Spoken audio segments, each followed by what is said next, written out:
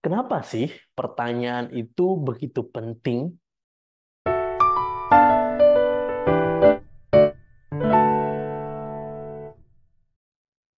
Halo semuanya, selamat datang di Komunikasi Cerdas. Cerdas berbicara, cerdas berkarya. Di sini kita akan belajar banyak hal tentang komunikasi dan strategi penjualan. Saya Pilam dan hari ini kita akan membahas salah satu keterampilan terpenting dalam komunikasi, terutama jika Anda terlibat dalam dunia penjualan atau pelayanan pelanggan. Memberikan pertanyaan efektif. Teman-teman, di video sebelumnya kita sudah membahas menggali kebutuhan menggunakan metode 4M.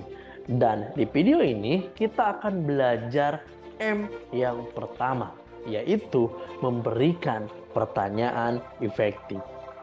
Pertanyaan yang tepat dapat membuat semua perbedaan dalam memahami kebutuhan pelanggan dan tentu saja menemukan solusi yang terbaik. Jadi, tetap bersama saya dan kita akan membahas ini dengan lengkap. Kenapa sih pertanyaan itu begitu penting? Sebagai seorang sales, pertanyaan dapat membantu kita menggali informasi. Tapi tidak semua pertanyaan sama, teman-teman. Pertanyaan yang kurang tepat bisa menyebabkan kesalahpahaman. Sementara pertanyaan yang efektif bisa membuka percakapan yang lebih dalam dan menghasilkan solusi. Ingat, menghasilkan benar sekali, menghasilkan solusi. Bayangkan Anda bertanya kepada seorang pelanggan yang baru saja masuk ke toko Anda. Apakah Anda tertarik untuk membeli? Apakah Anda mau produk yang ini? Nah, jawabannya kan bisa iya atau tidak. Nah, teman-teman, itu adalah contoh pertanyaan tertutup. Dan mungkin saja kita tidak mendapatkan banyak informasi ketika mengajukan pertanyaan seperti itu di awal. Sekarang bandingkan dengan pertanyaan seperti apa yang kakak cari dalam produk ini. Kalau boleh tahu, kakak cari produk seperti apa? Handphone apa yang sebelumnya Bapak Ibu gunakan? Nah, pertanyaan ini adalah pertanyaan terbuka yang tentu saja memancing lebih banyak informasi dan memberikan Anda pemahaman lebih baik tentang apa yang dibutuhkan oleh pelanggan. Baik, teman-teman, sebelum lebih lanjut, seorang sales harus memahami terlebih dahulu bagaimana kebutuhan terbentuk. Nah, kali ini saya akan memberikan 3 hal gimana caranya kebutuhan itu terbentuk. Poin yang pertama, tidak sadar adanya kebutuhan. Nah, di tahap ini, seseorang itu belum menyadari bahwa mereka itu memiliki kebutuhan tertentu. Mereka menjalani kehidupan sehari-harinya tanpa berpikir bahwa ada sesuatu nih yang mereka butuhkan.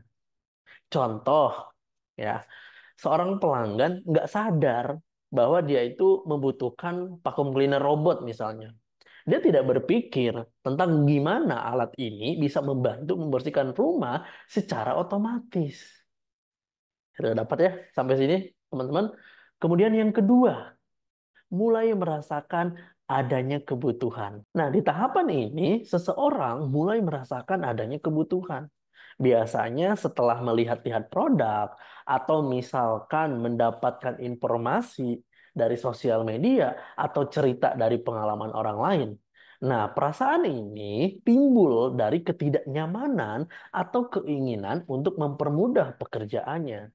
Misalnya, pelanggan nih lihat lihat iklan handphone atau vacuum cleaner robot di media sosial dan mulai berpikir, oh ternyata ada ya alat yang bisa membantu menghemat waktu untuk membersihkan rumah.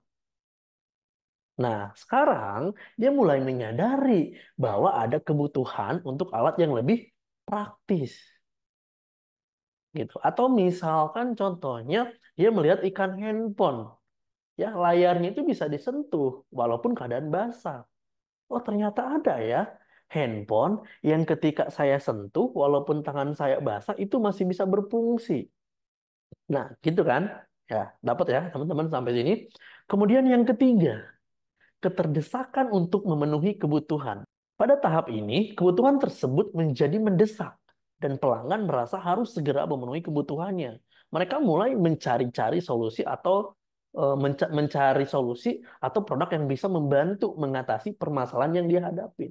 Mulai ada dorongan, oh saya tuh harus beli ini, saya itu butuh loh vacuum cleaner, saya itu butuh loh handphone yang memang eh, ketika misalkan penggunaannya, walaupun tangan kita basah, masih bisa berfungsi dengan baik. Contoh, pelanggan memiliki jadwal yang sangat sibuk, ya baik sebagai ibu rumah tangga atau sebagai seorang bisnis woman. Nah, dia mulai kesulitan nih membagi waktu antara pekerjaan dan membersihkan rumah. Nah, sekarang dia merasa sangat membutuhkan vacuum cleaner robot dan siap untuk membelinya untuk mengatasi permasalahan yang dialami. Ada gambaran ya sampai sini, teman-teman? Oke, bagus. Nah, sebagai sales, tentu saja memiliki pengaruh yang sangat besar dalam pembentukan kebutuhan customer. Mulai dari membuat mereka sadar akan kebutuhan, mulai dari membuat mereka sadar akan kebutuhan, hingga akhirnya merasa butuh, ya, hingga hingga akhirnya merasa butuh, segera mengambil tindakan untuk memenuhi kebutuhan tersebut. Nah, seorang sales, ingat, harus mampu mencari tahu, ya harus mampu mencari tahu dan menciptakan kebutuhan pelanggan dengan cara bertanya. Oleh karena itu, rekan-rekan, di video ini saya akan membahas teknik bertanya yang sangat efektif menggunakan metode POCA. Ya, ini adalah singkatan dari fact, fakta, opinion, opini, change, perubahan, dan action, tindakan. Yuk kita pelajari satu persatu. Yang pertama, fakta. Pertanyaan fakta adalah pertanyaan yang membantu kita mendapatkan informasi objektif, mencari tahu situasi konsumen pada saat ini. Apakah konsumen punya atau tidak? Ingat, untuk mengetahui kemana akan pergi, Anda harus mengetahui di mana kita sekarang. Kemudian yang kedua, opini. Ya, pertanyaan ini menggali pendapat atau perasaan pelanggan, mencari tahu tanggapan konsumen mengenai situasinya, ya, dan memberi kesempatan ke konsumen untuk menguji situasinya sendiri. Kemudian yang ketiga, teman-teman, perubahan. Pertanyaan ini mengidentifikasi apakah si konsumen memiliki hasrat untuk merubah situasinya atau menentukan solusi apa yang mereka sukai atau tindakan apa yang harus diambil. Dan yang keempat, ya, tindakan. Pertanyaan tindakan mendorong seseorang untuk berpikir tentang langkah yang akan mereka ambil. Ya, sudah ada gambaran teman-teman dari pokok ini. Nah, saya akan memberikan contoh, ya, menggali kebutuhan menggunakan teknik POCA.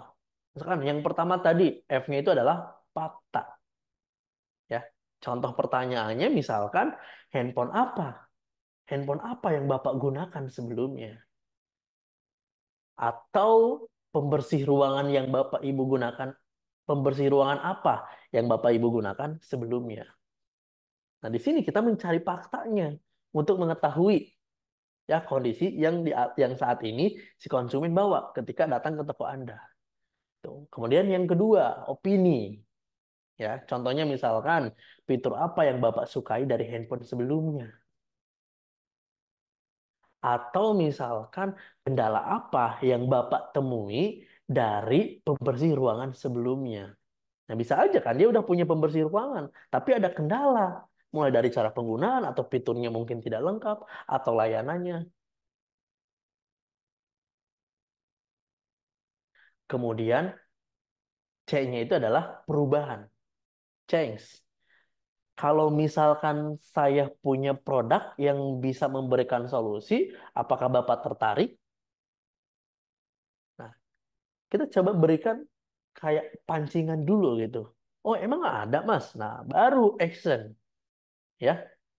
Yang terakhir, action. Oke, tentu saja ada, Pak. Mari saya jelaskan. Nah, itu contoh teman-teman menggali kebutuhan menggunakan teknik POKA. Ya. Nah, sebagai seorang sales tentu saja tidak harus menggali kebutuhan, ya, dan harus juga mampu menciptakan kebutuhan. Bagaimana konsumen yang tadinya tidak butuh dengan adanya teman-teman dia tuh jadi butuh. Nah, itu baru hebat. Oke, kita berikan contoh menggunakan Poka. Ya, faktanya, F-nya, apakah kakak pernah ngalamin kehabisan baterai saat berangkat atau pulang kerja di handphone sebelumnya? Nanti contoh fakta. Kita mau mencari tahu. Ya, kemudian O-nya, opini.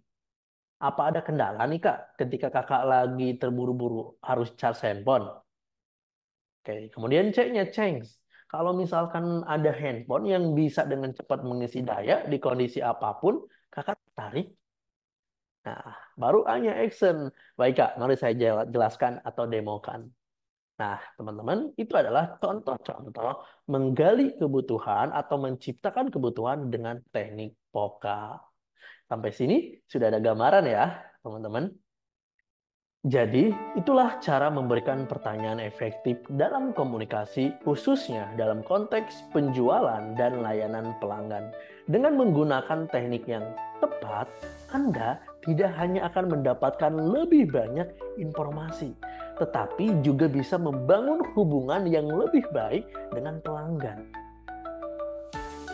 Terima kasih sudah menonton. Jangan lupa untuk like video ini jika Anda merasa terbantu, subscribe untuk konten-konten menarik lainnya, dan tulis di kolom komentar jika Anda punya pertanyaan atau topik yang ingin kita bahas di video berikutnya. Sampai jumpa lagi di video selanjutnya. Tetap semangat dan terus kembangkan keterampilan komunikasi Anda.